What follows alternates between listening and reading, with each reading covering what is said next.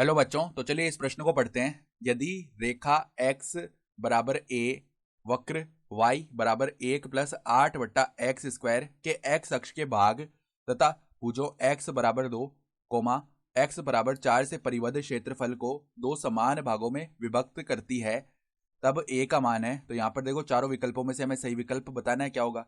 तो प्रश्न में आगे बढ़ने से पहले इस प्रश्न से संबंधित जो मुख्य उदाहरण है उसकी हम चर्चा कर लेते हैं। तो देखो, मुख्य अवधारणा क्या हो जाएगी। हम जानते हैं कि x की घात n का जो समाकलन है x के सापेक्ष क्या होता है, x की घात n+1 बट्टा में n+1 प्लस में समाकलन का चर c आता है। यहाँ पर n का मान कोई भी अचर हो सकता है -1 के अलावा। तो अब देखो, हमें क्या बताया हुआ है कि एक वक्र है y बराबर में 1+8/x² और यहाँ पर x अक्ष के भाग और भुजों x बराबर 2 और x बराबर 4 से परिबद्ध जो क्षेत्रफल आ रहा है ना इस वक्र का, देखो मान लो ये हमारा y अक्ष है, ये हमारे पास x अक्ष है, ठीक है, सही है।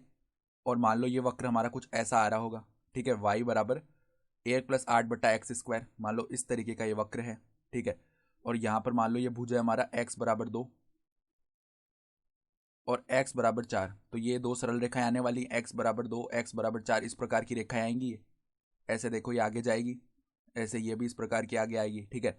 तो हमें क्या बताया हुआ है, x अक्ष के भाग तथा भुजों x बराबर 2 x बराबर 4 से परिबद्ध क्षेत्रफल को, ये जो x बराबर a है ना, ये दो समान भागों में बांट रही है। तो x बराबर a कोई ऐसी रेखा आ रही होगी, ठीक है। ये हमारी रेखा है कौन सी, x बराबर a है। तो ये जो बिंदु है ना, ये क्या हो जाएगा हमारा 1,0 हो जाएगा, ठीक है। यहाँ पर ये वाला जो बिंदु है ना, ये क्या आ रहा होगा, 2,0 आ रहा होगा। और ये जो बिंदु है ना, ये क्या आ रहा होगा, 4,0 आ रहा होगा। तो ये जो पूरा हमारे पास क्षेत्रफल है ना, देखो कौन सा वाला क्षेत्रफल, ये जो इस वक्र के नीचे नीचे का x अक्ष के साथ जो परिबद्ध क्षेत्रफल है, x बराबर 2 से x बराबर 4 वाला क्षेत्रफल, इस क्षेत्रफल को ये जो x बराबर a रेखा है ना, ये दो भागों में बांट रही है। इसका मतलब क्या हो गया कि पहले तो हम क्या करते हैं, ये क्षेत्रफल ज्ञात कर लेते हैं, ठीक है। इस पूरे क्षेत्रफल को x बराबर 2 से x बराबर 4 वाले क्षेत्रफल को हम a बोल लेते हैं। तो इसका मान देखो हम कैसे लिख सकते हैं, समाकलन में y dx। और कहाँ से कहाँ तक चल रहे हैं हम, x में 2 से 4 तक चल रहे हैं, तो 2 से 4 आ जाएगा सीमा में, ठीक है। अब y का मान क्या है, 1+8/x²। तो 1 प्लस में 8/x², इसका समाकलन करना है हमें, कहाँ से कहाँ तक, 2 से लेकर 4 तक। तो पहले तो देखो 1 का समाकलन तो क्या हो गया, x प्लस में देखो 8, यहाँ पर x की घात -2 आ जाएगा, ये ऊपर आएगा तो, और इसका समाकलन करेंगे तो +1 बट्टा में -2 + 1 ऐसे होगा इसका समाकलन, जो कि क्या आ जाएगा, माइनस का 1/x ऐसे लिख सकते हैं ना। तो -1/x आ रहा होगा इसका समाकलन, तो यहाँ पे आगे माइनस लग जाएगा और बट्टा में आ जाएगा x। अब इस पे सीमा लगेगी हमारी कितनी, 2 से लेकर 4 तक। तो पहले ऊपरी सीमा लगाई, तो 4 माइनस में 8/4 2 हो गया, ठीक है।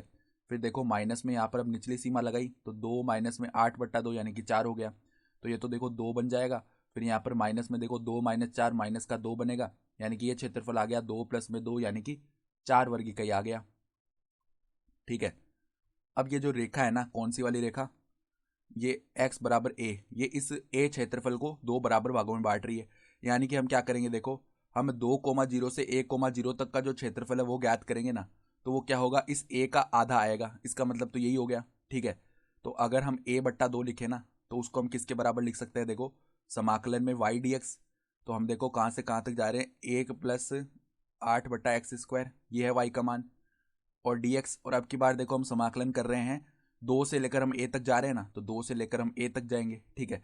तो a का मान, जो बड़े a का मान है वो तो 4 है, तो 4/2, ये तो 2 के बराबर आ जाएगा। और बराबर में देखो यहाँ पर वापस समाकलन करेंगे तो क्या आएगा हमारे पास, यही बन जाएगा x - 8/x। और अब की बार सीमा लगेगी, देखो कहाँ से कहाँ तक जा रहे हैं हम, 2 से लेकर a तक जा रहे हैं ना, तो 2 बराबर में क्या आ रहा होगा, देखो पहले ऊपर वाली सीमा लगाते हैं, तो a - 8/a। फिर देखो माइनस में हम नीचे वाली सीमा लगाएंगे, तो 2 - 8/2 यानी कि 4 आ जाएगा, ठीक है। तो अब देखो 2 बराबर में क्या आएगा, a - 8/a, ठीक है। फिर यहाँ पर अंदर माइनस का 2 बनेगा, तो ये प्लस का 2 आ जाएगा, ठीक है, क्योंकि माइनस लगाओ ना पहले से, तो 2 से 2 विभाजित हो गया। यानी कि देखो यहाँ पर हम देखेंगे तो यहाँ पे लैसा लेंगे, तो a² - 8/a बराबर में आ जाएगा 0।